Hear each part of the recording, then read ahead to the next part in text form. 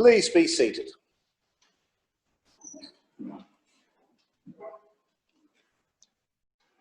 In our gospel today, of course, we hear the story of Mary and Joseph, who journeyed together from the town of Nazareth in Galilee to Judea, to the city of David, also known as Bethlehem.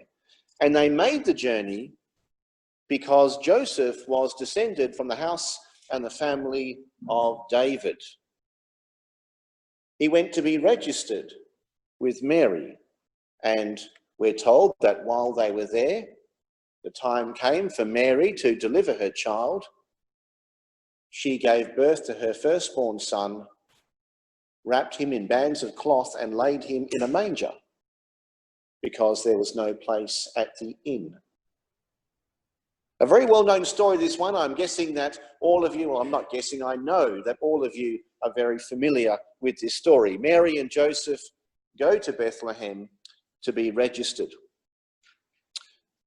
According to Ray Brown's commentary on the birth of Jesus, which was required reading when I was a theological student, the registration of Mary and Joseph took place during the time of the Great Census, which took place around 6 BC.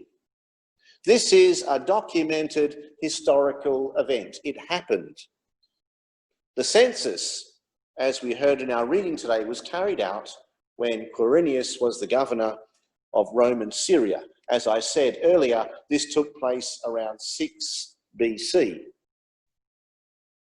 The census was an audit of the population. It was intended to help the Romans see the potential tax revenue that could be gathered from the people of Syria, the people living in Syria. It was about tax revenue, a very exciting subject. In other words, the census was used by the Romans to determine the value of the people living in Syria, to determine their value in tax revenue. But I think there's an even bigger question here that we might like to consider today. Our reading, I think, encourages us to think about how we measure the value of people like Mary and Joseph.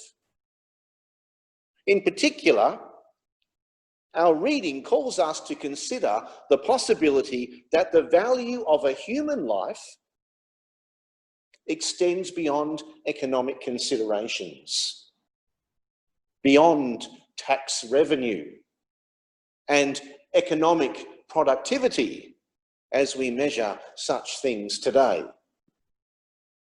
Some of you might have an idea where I'm going with this. What is the value of a human life? This is a very contentious question for us at this moment. In fact, it's divided our nation. As a result of this COVID-19 virus, many nations, including Australia, are now asking this very question. How do we measure the value of a human life?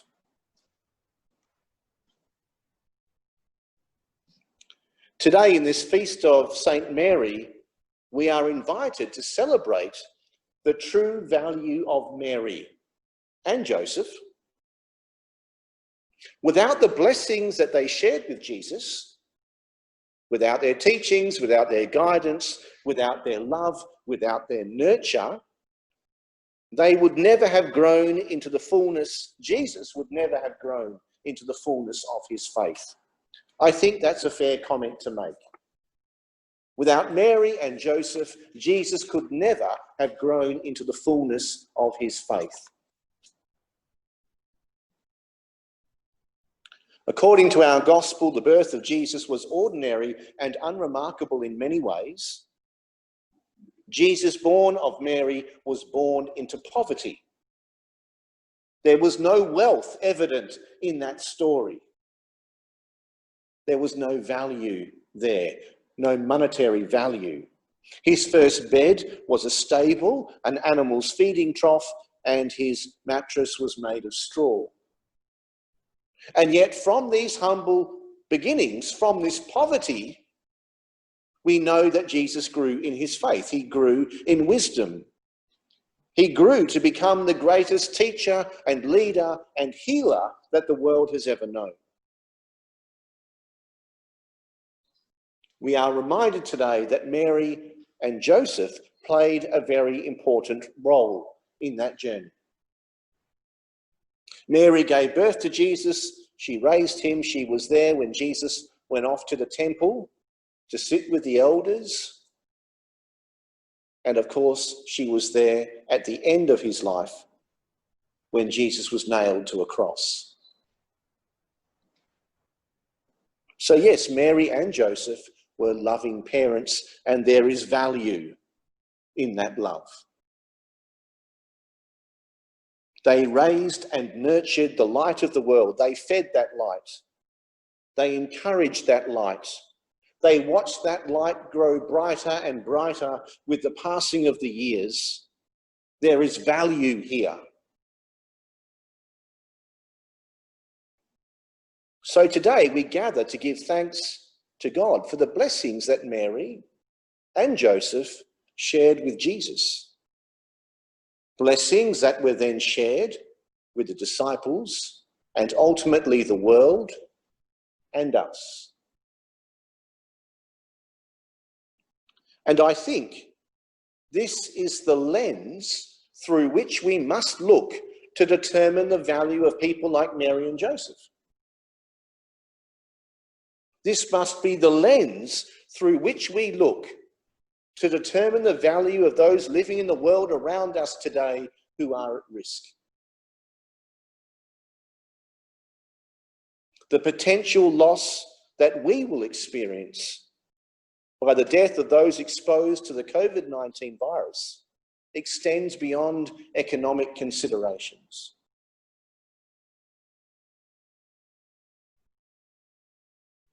The older generation that is now at risk represents a lifetime of accumulated knowledge. I thought about this in the week. These people at risk today are the people that gave life to my generation. The people at risk today are the people who fed my generation and nurtured my generation and encouraged my generation and watched my generation grow. Like Mary, I believe that we all have a purpose, we all have value regardless of our age, and we are all called to serve. The purpose will be different for each of us, but each of us in our own way, we are called to feed this light. We are called to see this light grow brighter and brighter with the passing of the years. Some have been called to serve as priests in God's church. That's an obvious one. But others have been called to serve as mothers and fathers and grandparents. Some have been called to serve as teachers or healers or guides or friends, and there is value in this calling. Today, I would ask you to consider the possibility that the value of all these lives, regardless of age, extends beyond economic considerations. We are called today to value the lives of those around us. A value that extends well beyond economic considerations, well beyond tax revenue. There is a purpose that shapes our lives. In the example of Mary and Joseph, the purpose seems clear. But how do we honour their example? How do we now serve and nurture and encourage this light to grow in those that we meet, I don't have an answer for you. But I don't think we will find an answer if we only look at the impact this virus is having on our economy. We won't find an answer there.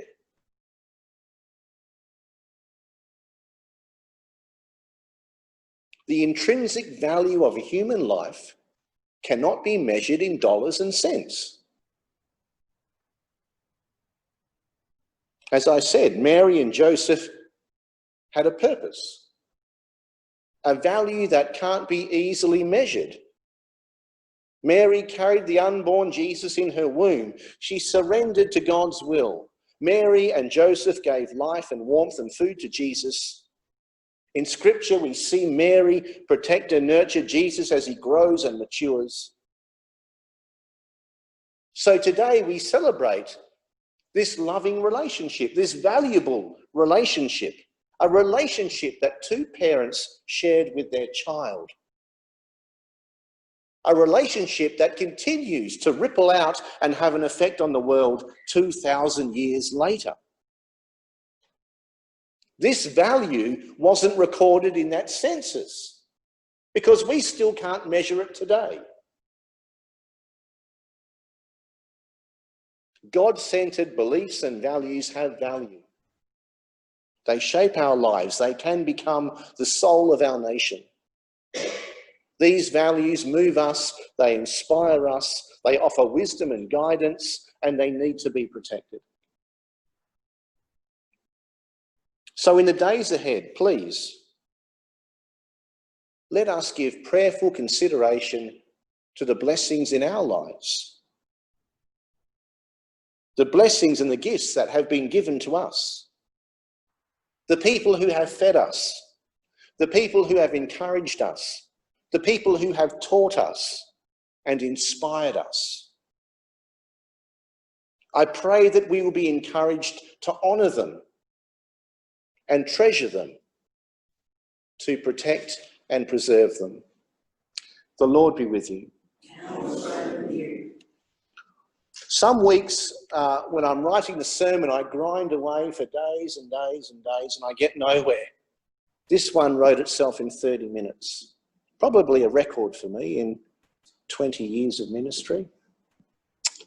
I was very much mindful of my mother while I was writing this sermon. She is a type 1 diabetic in her late 70s. And obviously, as a loving son, her value to me, it can't be measured. And she's very much at risk, along with many other people. And I guess in a way that's inspired what I've shared with you today. Again, the Lord be with you.